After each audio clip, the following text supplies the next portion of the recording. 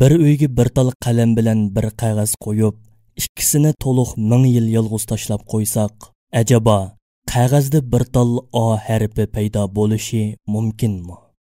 Yoki bir uyda bir parcha taxta, oz to'la mix va bir tal bolqo qo'yib, bu narsalarni yana to'liq 1000 yil tashlab qo'ysak, ajaba bu 1000 yil ichida o'zligidan bir ustal paydo bo'lib qolishi mumkinmi? Yoki yana bir uyga ma'lum miqdorda bo'yoq bilan bir tal ramka qo'yib, bularni 1000 yil, hatto 10 000 yil tashlab qo'ysak, o'zligidan bir rasmning paydo bo'lib qolishi mumkinmi? Yoki mundaq so'rab baqayli.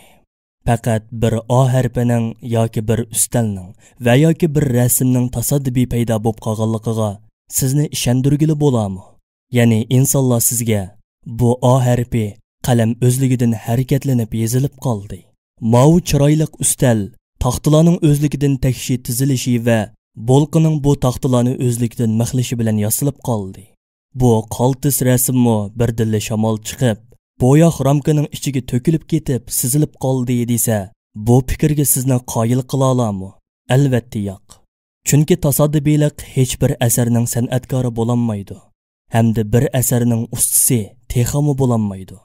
Chunki san'at bilan ro'yobga chiqarilgan har qanday asar o'zini shundoq san'at bilan ro'yobga chiqargan va o'zining bor bo'lish yoki yo'q bo'lishini qaror qilgan bir san'atkorga muhtoj. Agar san'atkor bo'lmasa, bir asarning maydoniga chiqishi mumkin emas. Demak, hech bir harf yozuvchisiz, hech bir ustal ustisiz va hech bir rasm rassomsiz hosil bo'lmaydi. Dal mushu haqiqatni yaratilish dalili deymiz. Paydo bo'lish yo'qlikdan oparida qilinish deganlikdir.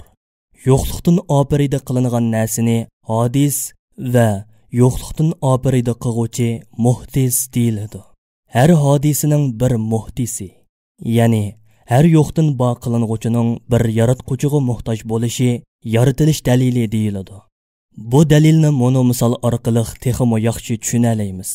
Qo'limizga bir qalam ilib, bir qog'ozga O harfini yozdik deb turayli. Biz yozgan bu O harfi bir hodisadir, ya'ni yo'qlikdan paydo bo'lguchidir. Chunki u bir qancha minut ilgari yo'q edi, endi paydo bo'ldi. O harfi bir qancha minut ilgari yo'q bo'lib, endi paydo bo'lgan ekan, undaqda uni yozgan bir muhdis, ya'ni yo'qdan bor qilguvchi bo'lishi kerak. Yozg'uvchi bo'lmay turib, O harfining vujudga kelishi mumkin emas.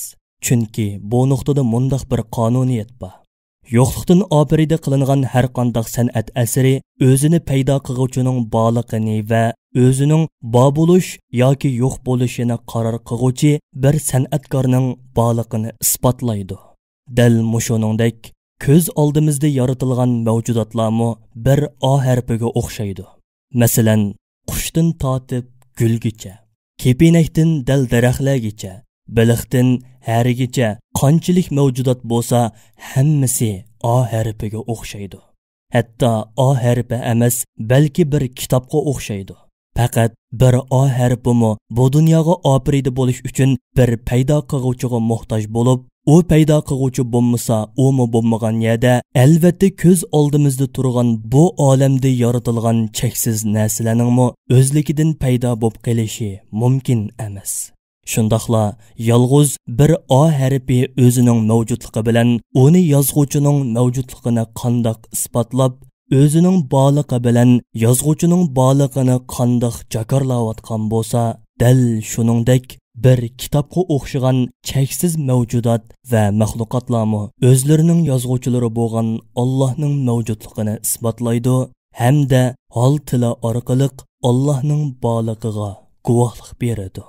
Amdi bir harfningmi yozuvchisiz, bir rasmningmi rassomsiz, har qanday bir ishning ishga oshirg'uchisiz paydo bo'lib qolmaydiganligini qabul qilgan inson qandoqsiga ko'z oldidagi mushu koinot kitobining yozuvchisiz va ichidagi hayron qolarliq manziralarning bir rassomsiz, koinotda yuz berayotgan shunchavala hodisalarning hech bir omilsiz paydo bo'lib qolganligiga hukm qila oladi. Koinotning yo'qlikdan paydo qilinganligini ko'z tutib turibmi yana yaratilish dalilini isbotlab chiqa olamiz. Chunki yuqorqi misolimizdagi A harfiga o'xshash koinotmi bir vaqtlarda yo'q bo'lib, keyin yaratilgan. Yo'qlikdan bor qilingan har qanday narsa cho'qim bir yaratquchiga muhtoj bo'ladi ekan. Undaqda ko'z oldimizdagi bu koinotning cho'qim bir yaratquchisi bo'lishi kerak. U yaratquchi koinotni yo'qlikdan borliqqa keltirishni qaror qilib, bu dunyoni yo'qlik olimidan borliq olimiga chiqargan zotdir.